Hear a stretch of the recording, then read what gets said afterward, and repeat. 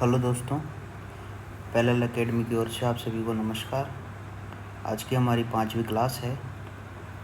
English में हमने पढ़ा था पहले नाउन, और नाउन के हम केस पढ़ रहे थे। तो पहला केस हमने पढ़ लिया था।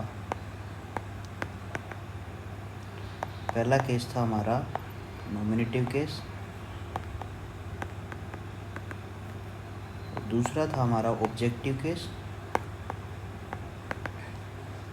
तीसरा था पजेसिव केस, और अब आज हमारा जो टॉपिक है वो लिखेंगे नाउन इन ऑपोजिशन।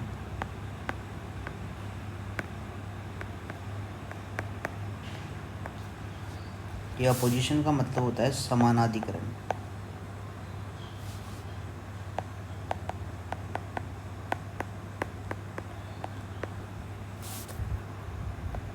ठीक है, ये समझने के लिए हम लेते हैं एक एग्जाम्पल, राम और कैप्टन।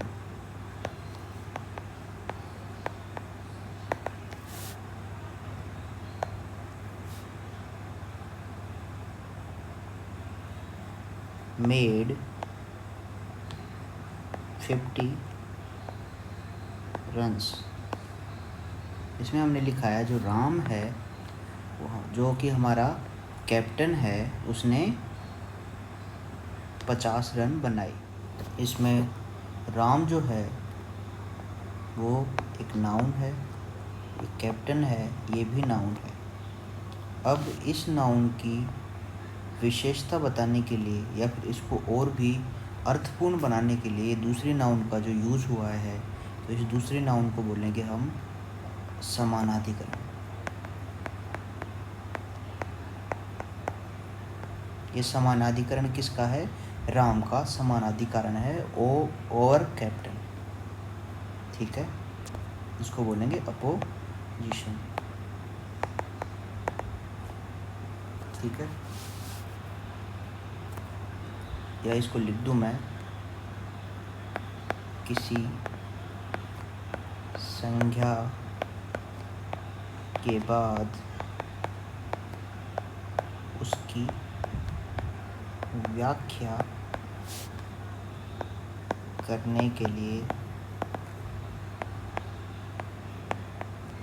दूसरी संज्ञा का प्रयोग होता है।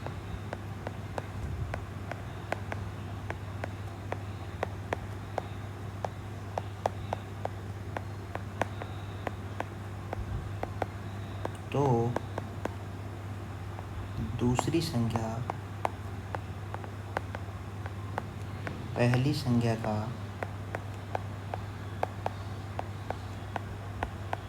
समानाधिकरण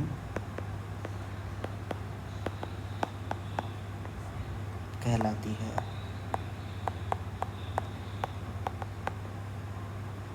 इसमें राम का एक बार और बता देता हूँ। राम का जो समानाधिकरण है वो है और कैप्टन, ये दूसरी संख्या है।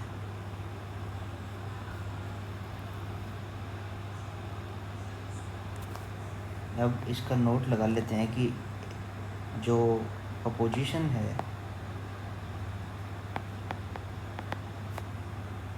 वो एक दूसरे के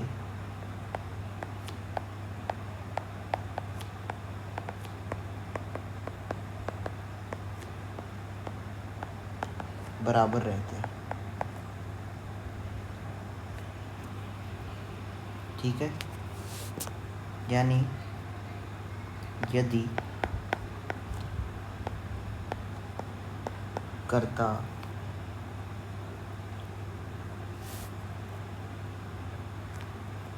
जो करता है वो अपोजिशन बनाता है,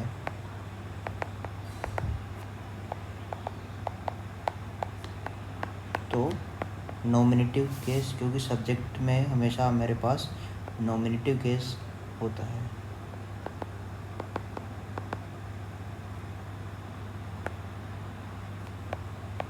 नॉमिनेटिव केस का अपोजिशन रहता है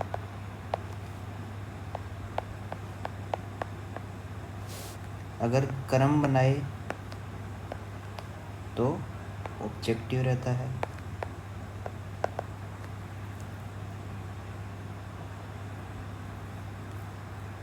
और एक और लिख देता हूँ मैं, एक रहता है संबंध, यानी इसमें होता है कौन सा केस, जेनेटिव केस। अगर ये जो नाउन है वो संबंध बता रही है तो हमारे पास जेनेटिव केस रहेगा। इसके एग्जाम्पल ले लेते हैं।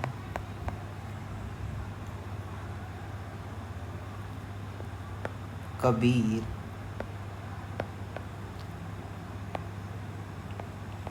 The great soldier is dead. इसमें जो कबीर है वो नाउन है और उस नाउन का ये सब्जेक्टिव फॉर्म है, तो ये सब्जेक्ट है और ये इसके बारे में इसकी व्याख्या कर रहा है, तो ये नॉमिनेटिव केस में रहेगा।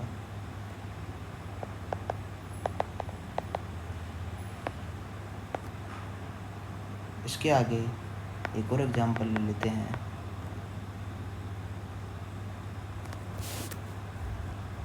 मैंने लिखा कि यस्टरडे, यानी बीते हुए कल में, आई मेट योर अंकल। अब इस अंकल की विशेषता बता रहे हैं, द डॉक्टर। ठीक है, यानी जो अंकल हैं वो ऑब्जेक्ट है और ये कौन सा केस है, ऑब्जेक्टिव केस। ठीक है, इसके बाद में एक और एग्जांपल लेता हूँ मैं। Have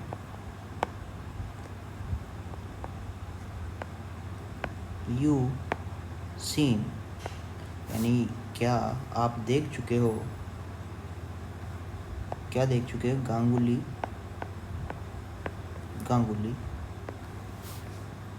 the artist. जो गांगुली है वो एक आर्टिस्ट है और उसकी पेंटिंग।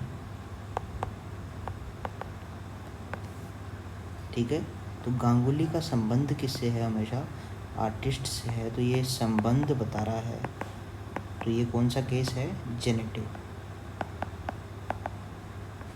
ठीक है, ये कौन सा है, जेनेटिव केस। जो हमारे पास 3 है वो दोनों हमने पढ़ लिए हैं। अब ये जो नाउन है, नाउन इन अपोजिशन है, वो चैप्टर ख़त्म होता है। इसके बाद में हम पढ़ेंगे एडजेक्टिव।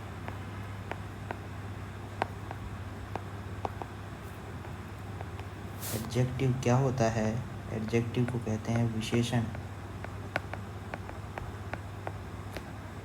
विशेषण यानी विशेषण के नाम से सिद्ध हो रहा है कि विशेषता बताना।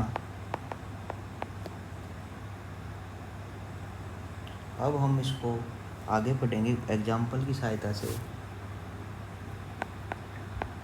Ram is a clever boy.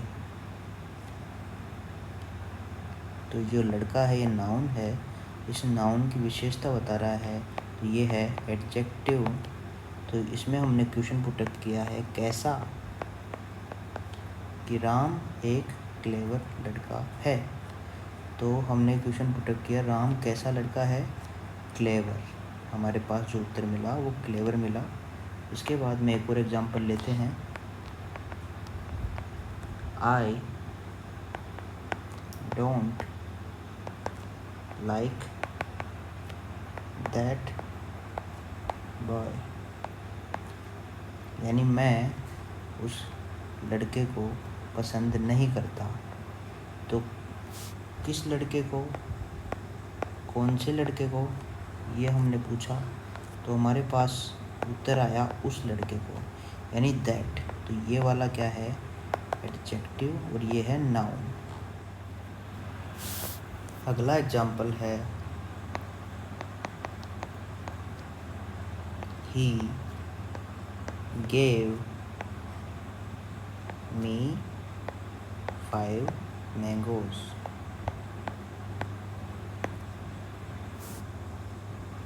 या फिर इसको लिख दूँ, यहाँ पे मैं इसको इंग्लिश में लिखता हूँ, ठीक है।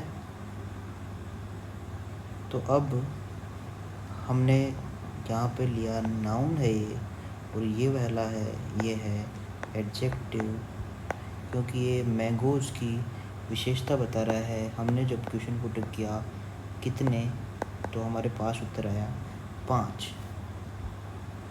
तो ये वाला है जो भी एडजेक्टिव होगा। अब हम पढ़ते हैं जो विशेषण है वो क्या क्या करता है।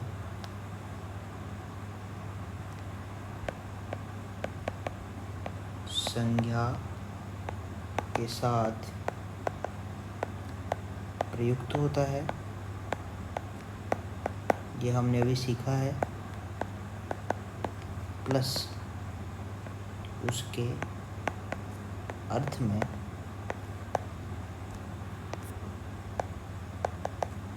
वृद्धि करता है, ठीक है। जैसे इंग्लिश में जो एडजेक्टिव है इसका अर्थ होता है एडेड टू, यानी जोड़ा हुआ। इसका एग्जाम्पल है, हम 2 एग्जाम्पल लेते हैं जिनमें हम एक ही शब्द लेज़ी को काम में लेंगे। लेज़ी यानी आलसी, तो उसको 2 प्रकार से काम में लेंगे।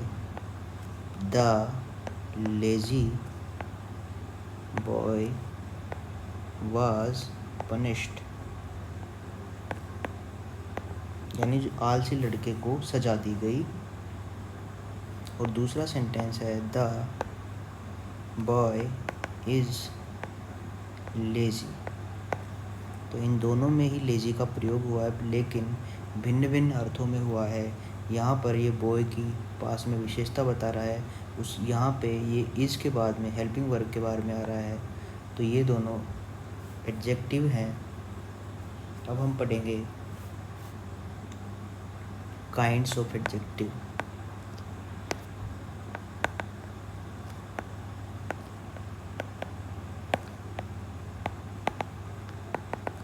यानी विशेषण के कितने प्रकार होते हैं, इन सभी को हम पढ़ेंगे उदाहरण के माध्यम से। जो पहला उदाहरण है मैंने लिया है, he is an honest man. यहाँ पर जो ऑनेस्ट है और जो मैन है वो नाउन है, और ऑनेस्ट है वो एडजेक्टिव है। पर ये जो एडजेक्टिव है ये इसका मैन का गुण बता रहा है, इसीलिए ये जो एडजेक्टिव है इसको बोलते हैं हम गुणवाचक विशेषण। यानी adjective of quality,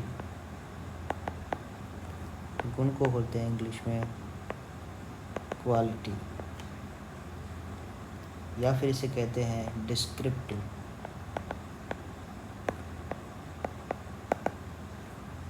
descriptive adjective. इसके बाद में है हमारे पास दूसरे नंबर का हमने उदाहरण लिया है। इससे पहले हम एक बार बात कर लेते हैं इसके बाद जो क्वेश्चंस पुटअप करेंगे। हमने इसमें क्वेश्चन पुटअप किया कैसा, वह कैसा व्यक्ति है, या फिर हम पूछेंगे किस प्रकार का।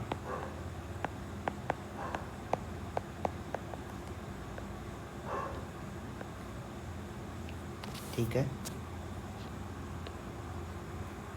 इसके बाद में दूसरा नंबर है हमारे पास ही एट, ये एग्जाम्पल ले रहे हैं, ही एट सम राइस। यहाँ पे जो सम है वो एडजेक्टिव है, वो जो राइस है वो नाउन है। अब ये इस राइस की क्या बता रहा है, क्वांटिटी,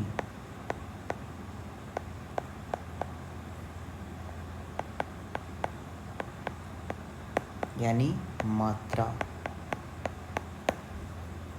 हमने इसमें क्वेश्चन पुटअप किया है कितने,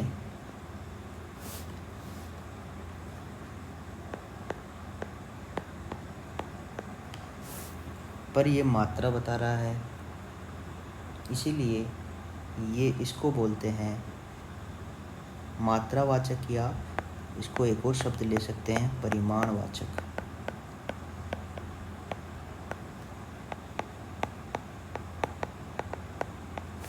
या फिर एडजेक्टिव ऑफ क्वांटिटी। ठीक है,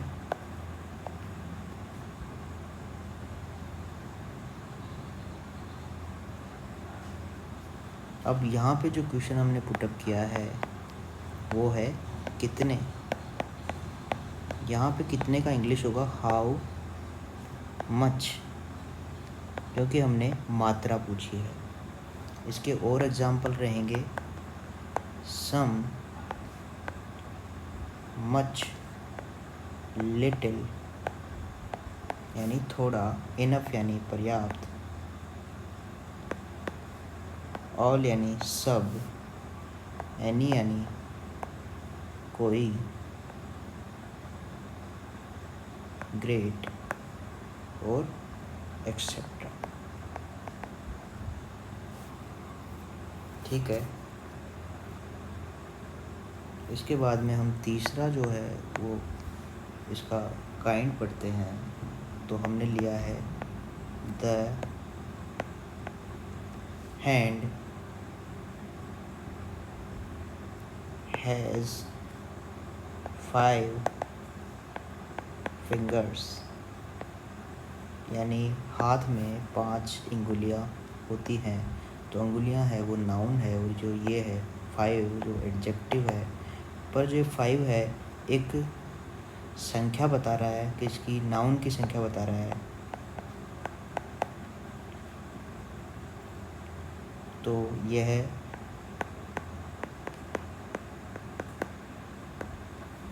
यानी नंबर बता रहा है।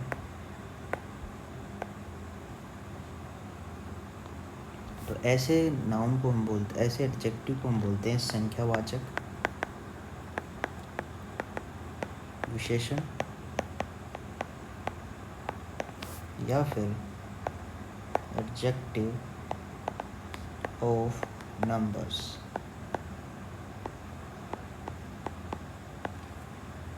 या फिर numeral adjective.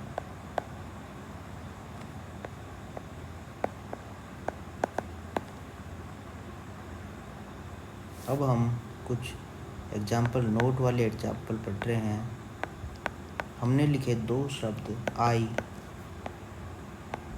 Want some rice. फिर मैंने लिखा आई वांट सम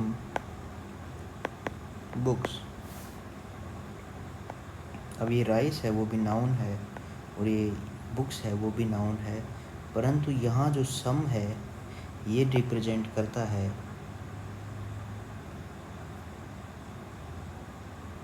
जो दूसरे नंबर वाली हमारी एडजेक्टिव थी, क्वांटिटी को।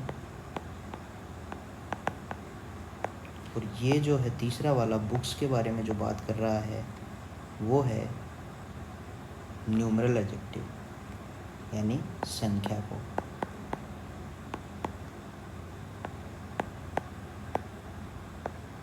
क्योंकि बुक्स को हम गिन सकते हैं, राइस को गिनने के लिए उसकी क्वांटिटी किलो में रहती है, या फिर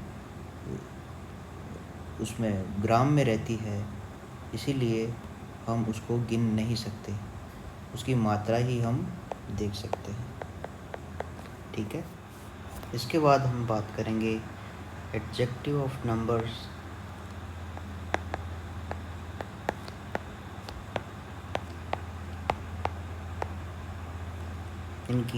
इनके टाइप्स की। तो पहला टाइप होता है डेफिनेट, यानी निश्चित। इसके बाद में एडजेक्टिव ऑफ नंबर्स हम लगा देते हैं। तो इसमें मैं लिखता हूँ, पहला एग्जाम्पल लिखता हूँ 1 2 3।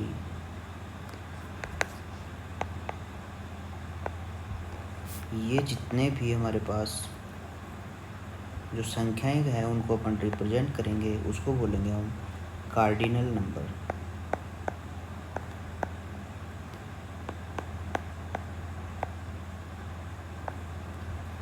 ठीक है। इसके बाद में जो एक और लिखेंगे हम फर्स्ट, सेकंड, थर्ड। इसके बाद में जितनी भी संख्या हैं उनको लिखेंगे ऑर्डिनल नंबर्स।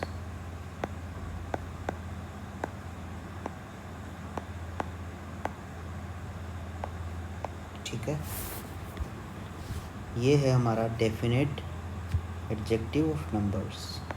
इसके बाद में जो दूसरा आता है वो है इंडेफिनेट,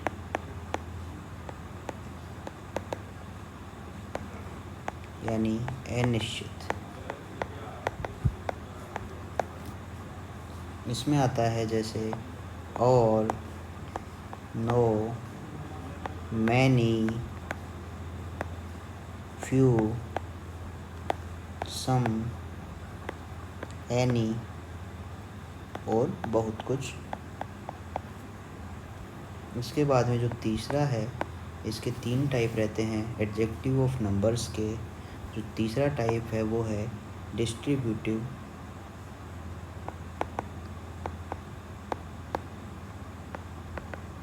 यानी प्रत्येक सूचक। यदि हम एडजेक्टिव में ईच,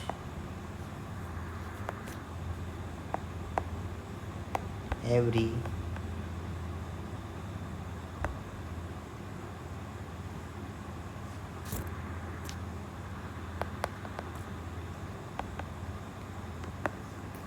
ईदर, नीदर आदि देखें तो हमें इसको डिस्ट्रीब्यूटिव नंबर ऑफ एडजेक्टिव मानना है।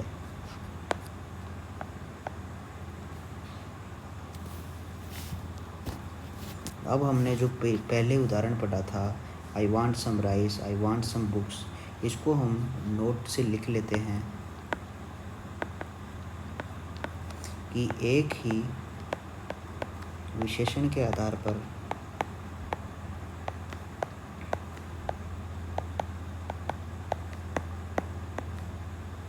क्वांटिटी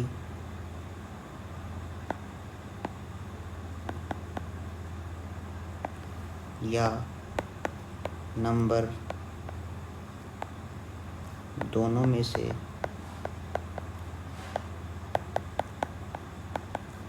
एक हो सकता है। एक ही विशेषण प्रयोग के आधार पर, जो हमने प्रयोग किया है, प्रयोग के आधार पर क्वांटिटी या नंबर दोनों में से कोई एक हो सकता है। जैसे आई हैव इनफ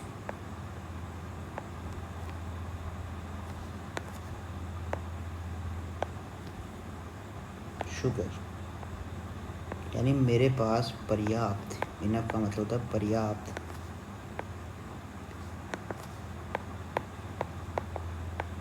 चीनी, यानी मेरे पास पर्याप्त चीनी है। ये वाला होगा क्वांटिटी, यानी चीनी है उसकी हम क्वांटिटी ही नाप सकते हैं, उसको गिन नहीं सकते।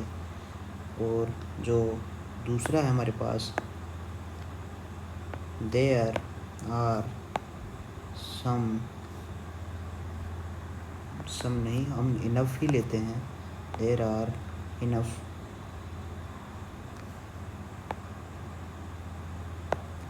मैंगोस, यानी यहाँ पर पर्याप्त मात्रा में आम हैं। हमें ये देखकर ही पता चल रहा है कि यह संख्या बता रहा है और ये वाला बता रहा है मात्रा, तो ये वाला होगा नंबर। अब चौथा वाला है हमारे पास, चौथा एडजेक्टिव है, उसको हम एग्जाम्पल से समझ रहे हैं। हमने लिखा दिस मैन इज स्ट्रॉन्ग। दूसरा हमने लिखा दीज मैंगोज आर सोर। सोर होता है खट्टे, यानी ये आम खट्टे हैं। तो जो ये दीज है, तो ये एडजेक्टिव है, और ये कौन सा एडजेक्टिव है ये हम अभी बता रहे हैं। ये मैंगोज की ओर संकेत कर रहा है या इनकी तरफ इशारा कर रहा है या निर्देश दे रहा है।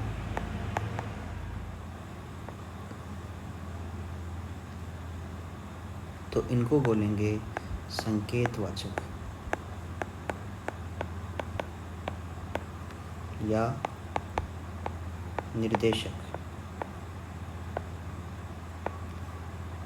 यानी डेमोन्स्ट्रेटिव।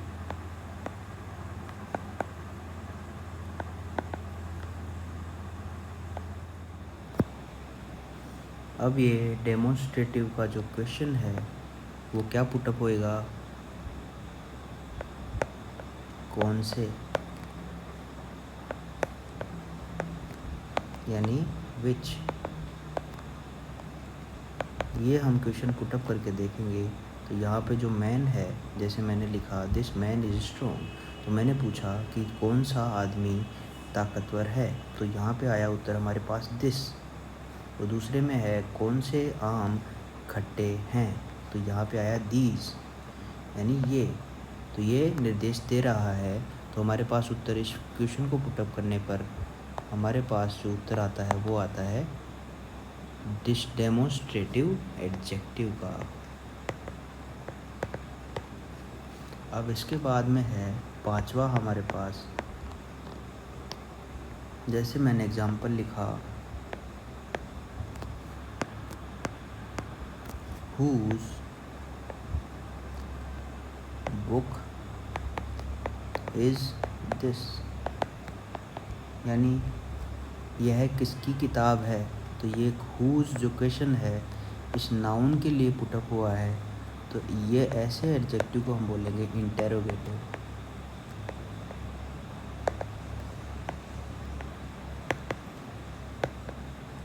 यानी प्रश्नवाचक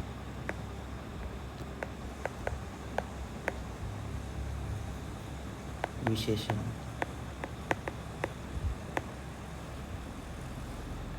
इसको एक और एग्जांपल लेता हूँ मैं, what manner of man is he, यानी यह किस तरीके का आदमी है। तो यहाँ पे जो व्हाट है वो है इंटरोगेटिव एडजेक्टिव। अब हम एक नोट डालकर लिख देते हैं कि जो व्हाट है इसका यूज़ साधारण वाक्यों के लिए होता है, साधारण अर्थ में, और जो विच है इसका यूज़ विशेष अर्थों में होता है।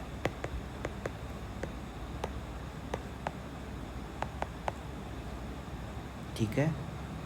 अब ये 5 जो मेन एग्जाम्पल थे वो हमारे पास हो गए हैं, और अब हम पढ़ेंगे एक छठवा, इसका काइंड, जिसमें हम पढ़ेंगे ऑन, यानी खुद, और एक है वेरी, यानी बहुत।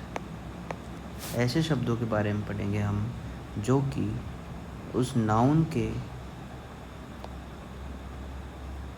साथ में लगकर उसके ऊपर एक बल लगाते हैं। ऐसे शब्दों को एम्फेसाइजिंग शब्द कहते हैं और ऐसे विशेषणों को एम्फेसाइजिंग विशेषण कहते हैं। एम्फेसाइजिंग विशेषणों का मतलब है जोर डालने वाले विशेषण। एम्फेसाइजिंग एडजेक्टिव यानी जोर डालने वाले विशेषण।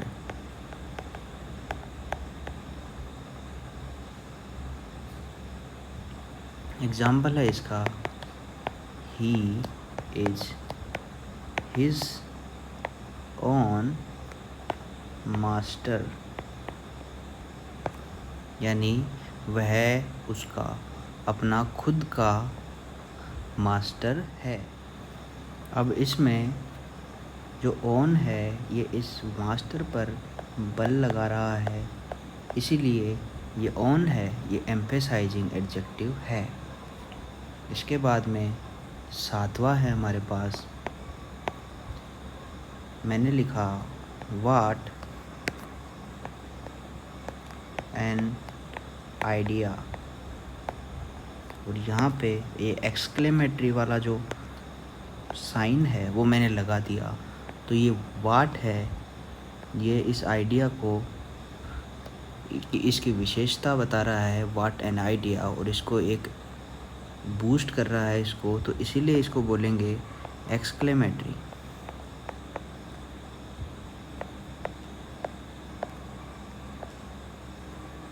एडजेक्टिव यानी विस्मयादिबोधक विशेषण।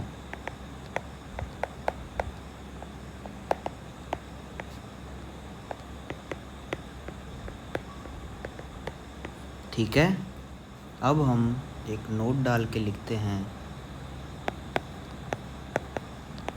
कि केवल दिस और दैट, दिस व दैट, ये दोनों, ये कौन से एडजेक्टिव हैं जो हमने पहले पढ़ा था? ये हैं चौथे प्रकार के एडजेक्टिव जिनको हम डेमोन्स्ट्रेटिव एडजेक्टिव कहते हैं, यानी संकेतवाचक या निर्देशक एडजेक्टिव कहते हैं। इन एडजेक्टिव्स का जो दिस और दैट है, ये ऐसे एडजेक्टिव हैं जिन्हें वचन के अनुसार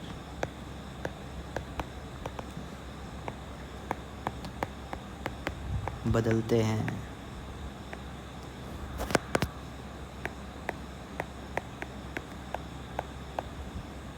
जैसे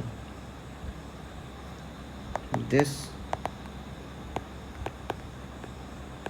गर्ल सिंग्स और दैट बॉय प्लेज। तो इसको हम जब प्लूरल बनाएंगे, ये अपना सिंगुलर है, और अब इसको प्लूरल बनाएंगे तो यहाँ हो जाएगा दीज गर्ल्स सिंग,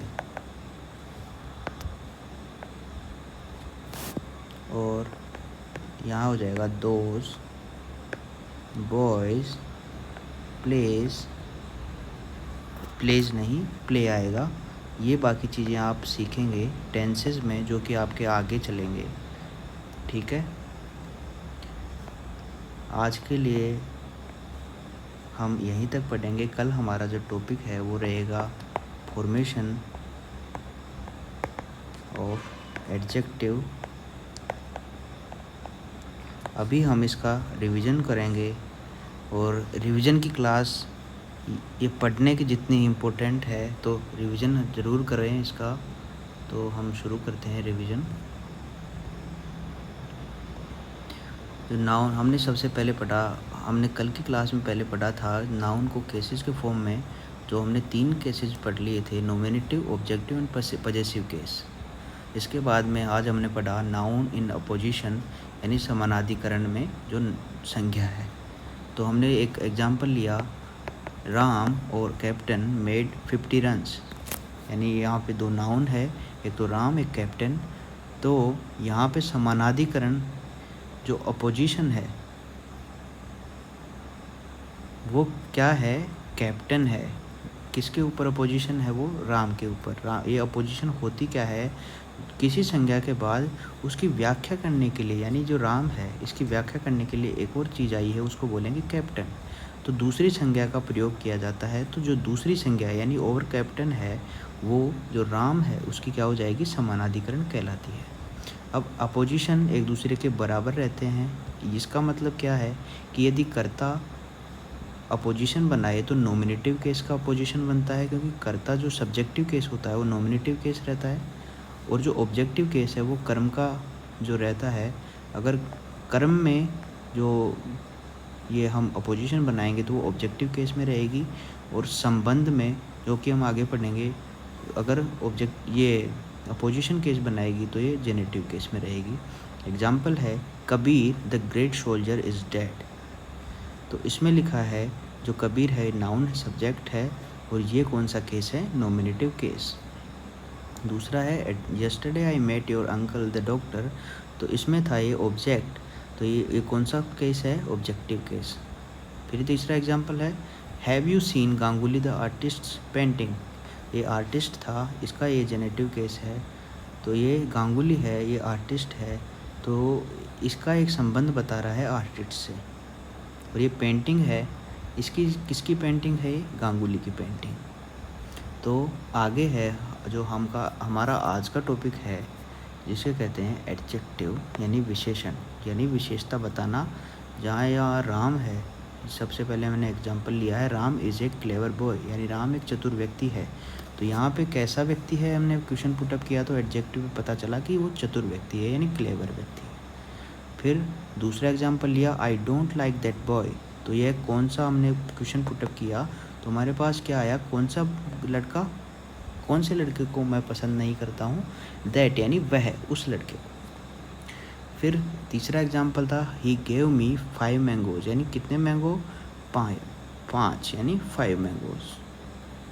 ठीक है। फिर था विशेषण, संज्ञा के साथ प्रयुक्त होता है और उसके अर्थ में वृद्धि करता है। इसके बाद में एडजेक्टिव का मतलब होता है एडेड टू, यानी जोड़ा हुआ। और हमने इसके बाद में उदाहरण लिया था, the lazy boy was punished और द बॉय इज़ लेज़ी। अब इन दोनों में ही लेज़ी जो एडजेक्टिव है उसका यूज़ हुआ है, पर ये यहाँ पे ये शुरुआत में बॉय के साथ आया है और ये हेल्पिंग वर्ब के बाद में आया है, पर दोनों ही एडजेक्टिव हैं। इसके बाद में काइंड्स ऑफ एडजेक्टिव हमने पढ़े। इसमें पहला था, उसको उदाहरण के द्वारा हमने समझा था कि he is an honest man. तो इसमें हमने लिखा था कि जो नाउन है वो मैन है और जो एडजेक्टिव है वो ऑनेस्ट है। तो ऑनेस्ट उसका गुण बता रहा है, यानी उसकी क्वालिटी बता रहा है। तो हमने पूछा था, उस पर क्वेश्चन पुटअप किया था कि वह कैसा व्यक्ति है, वह कैसा आदमी है। तो हमें उत्तर मिला था कि ऑनेस्ट यानी ईमानदार व्यक्ति है। अब फिर हमने पूछा था किस प्रकार का व्यक्ति है, इसका भी उत्तर मिला था कि वह ईमानदार व्यक्ति है। तो ऐसे शब्दों को, ऐसे एडजेक्टिव को हम बोलते हैं गुणवाचक विशेषण और एडजेक्टिव ऑफ क्वांटिटी या फिर डिस्क्रिप्टिव एडजेक्टिव। दूसरा जो हमारा टाइप है, दूसरा काइंड है, उसमें लिखेंगे कि ही एट सम राइस, यानी उसने कुछ चावल खाए। तो यहाँ पे जो एडजेक्टिव है वो मात्रा बता रहा है किसकी, राइस यानी चावल की। ठीक है। तो उसने कुछ चावल खाए, तो इसमें पूछेंगे हम उसने कितने चावल खाए, तो उसमें उत्तर मिलेगा कि कुछ चावल खाए। तो ऐसे जो एडजेक्टिव है उनको बोलेंगे परिमाणवाचक या फिर एडजेक्टिव ऑफ क्वांटिटी। ठीक है। और इसमें जो क्वेश्चन पुटअप किया जाएगा वो होगा कितने, यानी हाउ मच। और इसके कुछ एग्जाम्पल हैं, some, much, little, enough, all, many, great, etcetera. और ये इनमें से कुछ जो हैं वो आगे वाला जो अब हम पढ़ेंगे उसमें काम में लिए जा सकते हैं। जैसे इसका उदाहरण लिया हमने, द हैंड इज़ 5 फिंगर्स, तो इसमें जो 5 है वो एडजेक्टिव क्या बता रहा है, वो संख्या बता रहा है। तो ऐसे एडजेक्टिव को हम बोलेंगे संख्यावाचक विशेषण। अब एडजेक्टिव ऑफ नंबर्स या फिर न्यूमरल एडजेक्टिव्स। अब नोट है हमारे पास कि आई वांट सम राइस। हमने जो एक सम है उसको लिया है और उससे द्वारा 2 सेंटेंस बनाए हैं सम एडजेक्टिव को लेकर। तो हमने पहला लिखा आई वांट सम राइस, फिर दोबारा लिखा आई वांट सम बुक्स। तो पहले में हमारे पास क्वांटिटी होगा क्योंकि राइस है वो एक क्वांटिटी को दर्शाता है और बुक्स हैं वो नंबर्स को दिखाएंगी। अब एडजेक्टिव ऑफ नंबर्स है वो कितने प्रकार का होता है ये हम पढ़ेंगे। तो पहला है डेफिनेट यानी निश्चित एडजेक्टिव ऑफ नंबर। इसमें 1, 2, 3 हमने लिया, इनको बोलते हैं कार्डिनल नंबर। और फर्स्ट, सेकंड, थर्ड ये होता है ऑर्डिनल नंबर, यानी ऑर्डर में रहता है। दूसरा था इंडेफिनेट जिसमें ऑल, नो, मैनी, फ्यू, सम, एनी। इनमें क्या है, हमें संख्या का ध्यान नहीं रहता, इनमें संख्या का ध्यान रहता है, संख्या का ध्यान रहता है, इसमें संख्या का ध्यान